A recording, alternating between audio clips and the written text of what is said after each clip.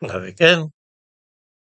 It's long been observed that black school pupils and university students, whether in Britain or America, don't do as well as white youngsters or those whose families have their origins in Asia. There are many possible reasons for what is known as the attainment gap, but that it exists is undeniably true. It may be seen in the United States, of course, in these scores on the Scholastic Aptitude Test, which is taken by teenagers who hope to study at college. On the mathematics section of this examination, Chinese students' average score is 637, and black students only manage 457. White students lay midway between these points. In Britain, 25% of A-level students of Chinese heritage get 3 grade A's or more, which are the top marks. It's higher than that for white pupils, who manage 11%. For those who are black, they only get half as many as the white pupils.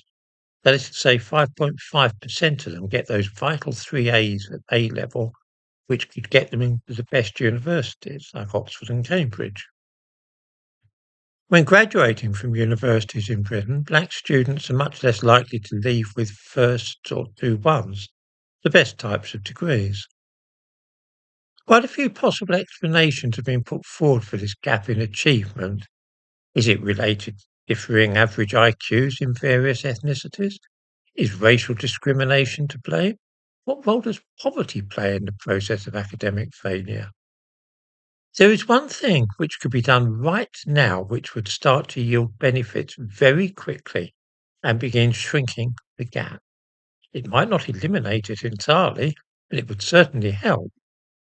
This is dismantling the anti-racism movement, which has sprung up in recent years and is a growing source of mischief, causing serious harm to the prospects of black youngsters. Leaving aside possible biological causes such as earlier puberty, reaching gross motor milestones early, and things like IQ scores, which are all things about which we could do nothing if they exist and so are best left to one side, what else is holding back black school children and teenagers from doing well academically? One thing is attitude, by which I mean a disinclination to do as they're told, and a deep-seated feeling of permanent grievance, an irrational belief that white people are conspiring against them, and busily engaged in loading the dice and rigging the deck against their success. This is a state of mind which is actively encouraged by critical race theory, which preaches the idea of white privilege and institutional racism. This ideology has a very strong grip now in schools and colleges on both sides of the Atlantic. It encourages young black people to feel cheated out of things, and it also encourages them to rebel against white authority figures. These ideas are not only taught by critical race theorists and anti-racism campaigners, of course, they're also traditionally absorbed in the home. Black children all too often are taught by their parents to be mistrustful of white teachers, police officers, and anybody else with power. How do we know that this is common? Well, a couple of examples will show what I mean. One of these is from the United States and the other from Britain. I'm looking back now over 50 years.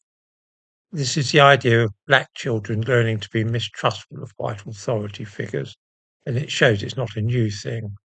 This was a long time before critical race theory was dreamed up. In 1972, an experiment in delayed gratification was carried out in the United States. 12-year-old pupils were answered a questionnaire and were then offered either a single 45 record, that's a disc with one song on each side, a gramophone record. They could either have one disc then, or they could wait a few weeks, and when the researchers returned, they'd get 3 records instead. Almost 90% of the white children preferred to wait for the bigger reward. Not only did the black children prove less likely to wait, the colour of the researcher made a great difference to which offer they accepted. I'll give a reference to this research in the description to this video. Some of the researchers making these offers were black and others white. But this didn't seem to affect the white children either way in what they decided. Nearly all of them wanted to defer gratification and take the three records a few weeks later rather than one immediately. For the black children, though, the ethnicity of the researcher was a big factor in which choice they made. When the researcher was white, only 33% of the black children would take up the offer of the three records if they waited a few weeks. But when a black researcher made the same offer, 56% accepted. It looked as though the black children were not only less likely to defer gratification, but they were particularly mistrustful of white authority figures. In other words, they didn't trust the white researchers to keep their word. The mistrust of vital authority figures is interesting because in many schools, the authority figures are teachers and they're more often than not white.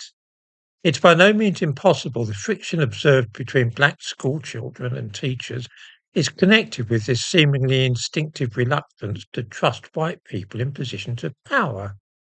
This doesn't bode well if you're expecting children to study, to do as they're told in the class, and accept discipline.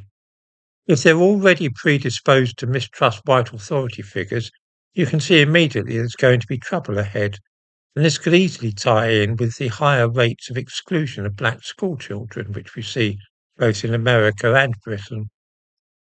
We now come to the way in which the idea of anti-racism, which increasingly permeates schools in Britain and America, might have a pernicious effect on the educational prospects of black students.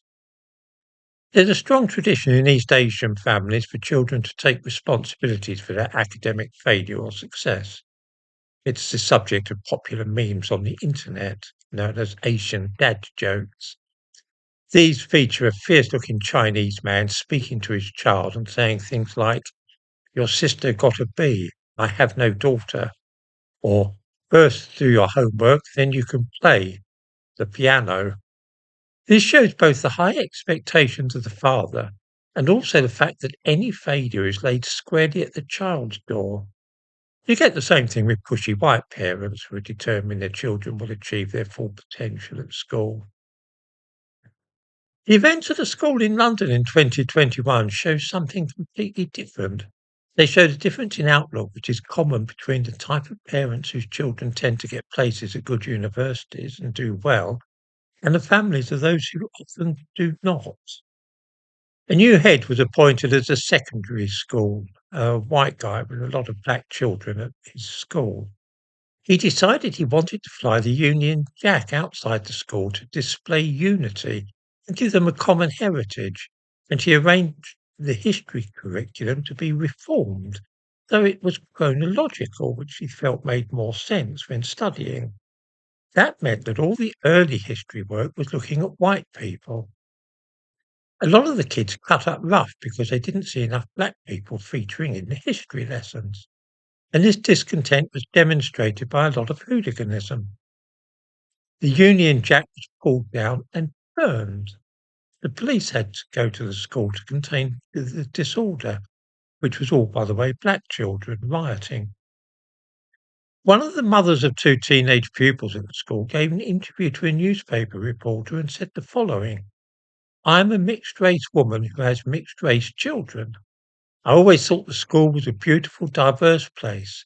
The flag issue has become a bizarre symbol. The school were aware of how it was making students and parents feel. The timing of putting it up was insensitive and inappropriate, where students felt they were being backed into a corner, and that's why they removed it." She went on to say that some of the black pupils felt they weren't seeing themselves or their backgrounds represented in the curriculum. And then she went on to mention that both their children had been in trouble at the school.